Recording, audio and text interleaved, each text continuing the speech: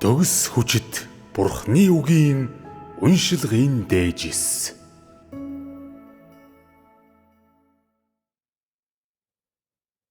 Туршилгын талаар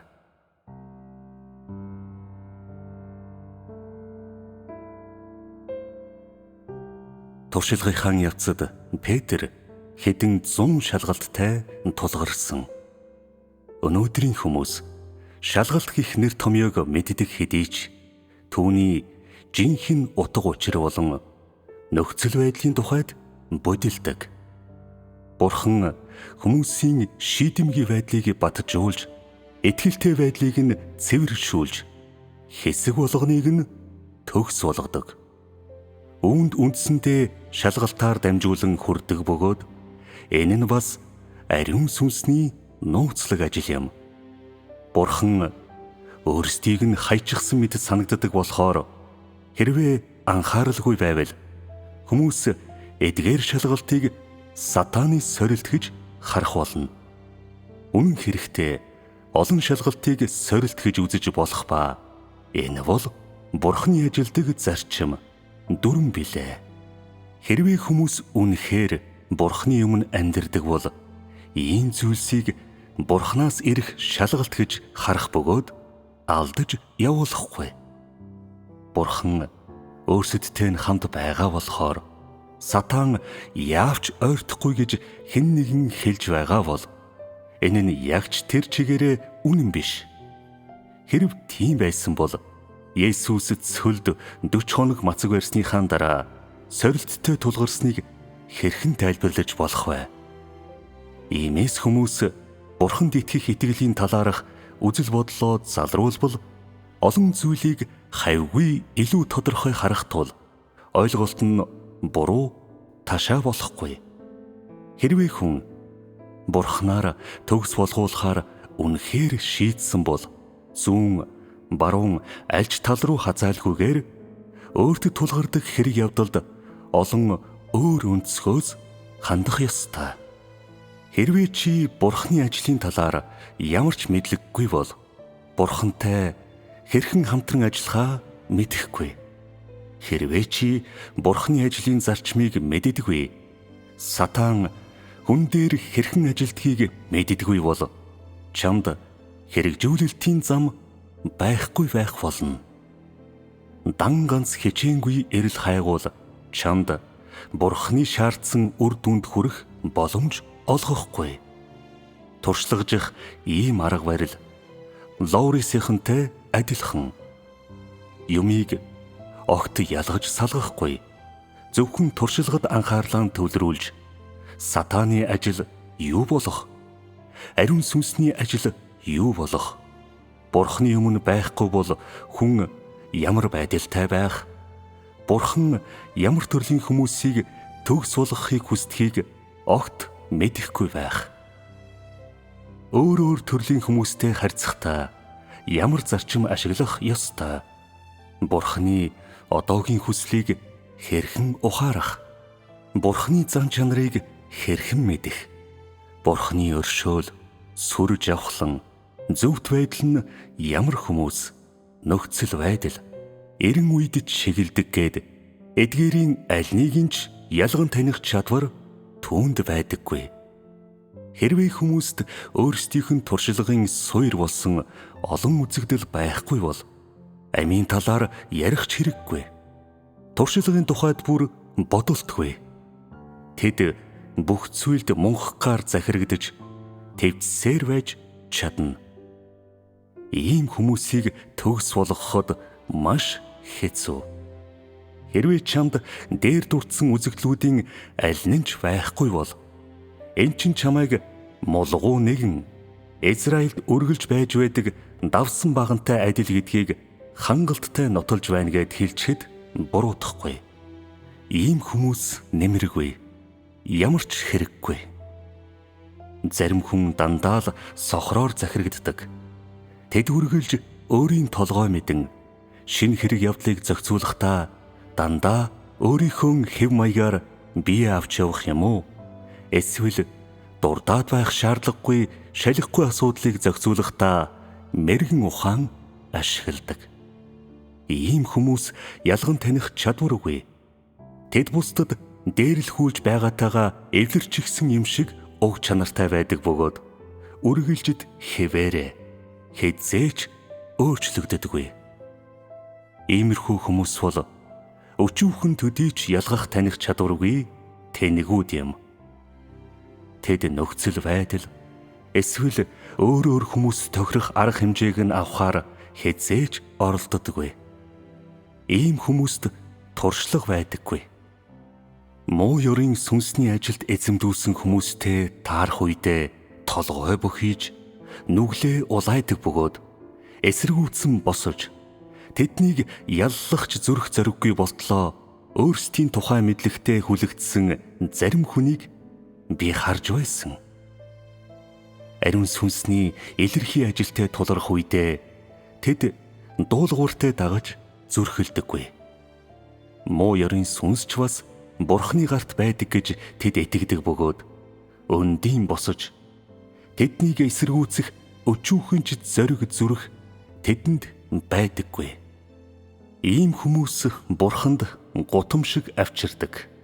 Тэд Бурхны төлөө хүнд ачаа үүрч огтж чадахгүй. Ийм тэнэгүүд юмыг огтхонч ялгаж салгадаггүй. Тиймээс туршлагажих ийм арга барилаас салах ёстой. Учир нь Бурхны нүдэнд энэ нь өмгөөлж болшгүй байдаг. Бурхан үнэндээ л хүмүүст маш их ажил хийдэг. Заримдаа тэднийг туршиж, заримдаа тэднийг хатуужуулах орчныг бий болгож, мөн заримдаа тэднийг залж чиглүүлж, дутагдлыг нь засах үг айлддаг.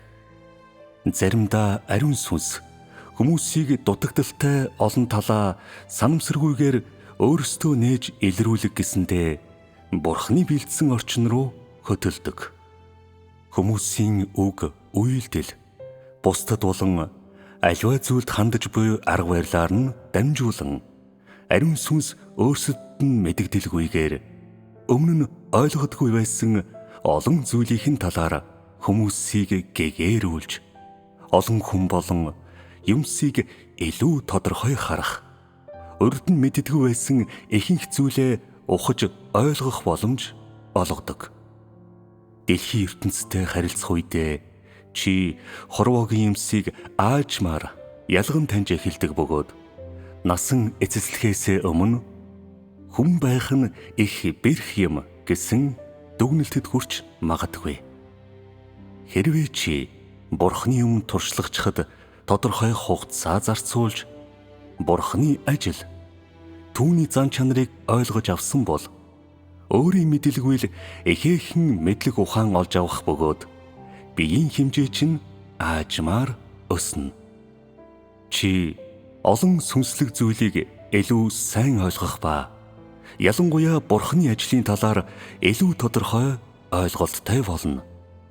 Чи Бурхны үгс, Бурхны ажил, Бурхны бүх үйлдэл, Бурхны зан чанар болон Бурхан юу болох, түүнд юу байгааг өөрийн амь хэмээн хүлээн зөвшөөрнө. Хэрвээ чи дэлхийн ертөнцөөр тэнэвчлэхээс өөр зүйл хийдэггүй бол далавч чинь улам хатуу болж, Бурхныг эсэргүүцэх эсэргүүцэл чинь улам их болно. Тийм байхад Бурхан чамайг яаж ашиглах юм бэ? Чиний дотор миний бодлоор гэх зүйл хэтэрхий их байгаа учраас Бурхан чамайг ашигладаггүй. Чи хэдий чинээ Бурхны өмнө байна, төдий чинээ их туршлагатай болно. Хэрвээ чи дэлхий дээр адуус мэт амьдарсаар л аман дээрээ Бурханд итгэдэг дүр эсэгдэг боловч зүрх сэтгэл чинь өөр хаа нэгтэй байдаг бол мөн одооч хорвоогийн амьдрах ухаанд суралцсаар байгаа бол урдийн бүх хөдөлмөр чинь талаар болох босоо.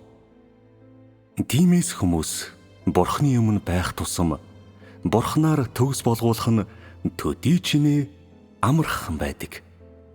Энэ бол ариун сүнсний ажлаа хийдэг зам юм. Хэрвээ чи үүнийг ойлгодоггүй бол зөв замд орох боломж чамд байхгүй хийгээд Бурханаар төгс болгуулах талаар ярих ч хэрэггүй. Чи хэвийн сүнслэг амьдралтай байж чадахгүй. Яг л тахир татуу мэт байх ба зөвхөн шаргуу хөдөлмөрлөөд л байхаас биш. Бурхны ямар ч ажил чамд байхгүй байх болно. Энэ нь чиний туршлагажилтын алдаа биш гэж үү? Чи Бурхны өмнө байхын тулд заавал залбирах албагүй. Заримдаа Бурхныг бодож, эсвэл түүний ажлыг тунгаан бодсноор, заримдаа зарим хэрэг явдалтай харьцснаар, заримдаа үйл явдлаар дамжуулан илчлэгдснээр чи Бурхны өмнө очдог. Ихэнх хүмүүс би байнга залбирдаг болохоор Бурхны өмнө байдаггүй гэж үү гэж хэлдэг. Олон хүн Бурхны өмнө эцэс төгсгөлгүй залбирдаг. Магадгүй тэд аман дээрээ үргэлж залбирч байх боловч үнэндээ бол Бурхны өмнө амьдэрдаггүй.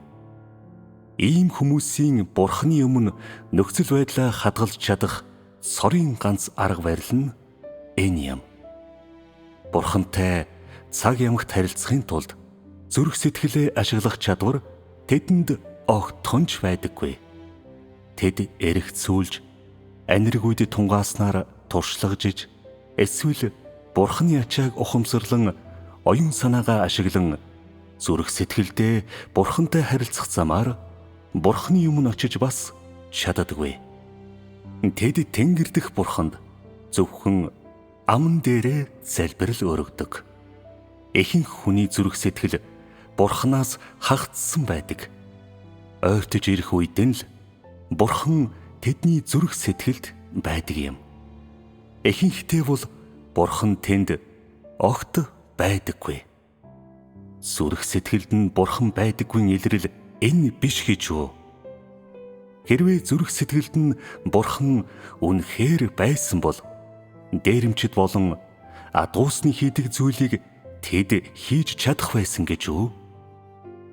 Хэрвээ хүн Бурханыг үнэхээр хүндэлдэг бол үнэн зүрх сэтгэлээр Бурхантай харилцах бөгөөд бодол санааг нь Бурханы үг үргэлж эзэмдэх болно. Тэд үг болон үйлдэлээрээ алдаа гаргахгүй. Бурханыг илт эсэргүүцэх ямар ч зүйл хийхгүй. Итгэгч байх шалгуур ийм байдаг юм.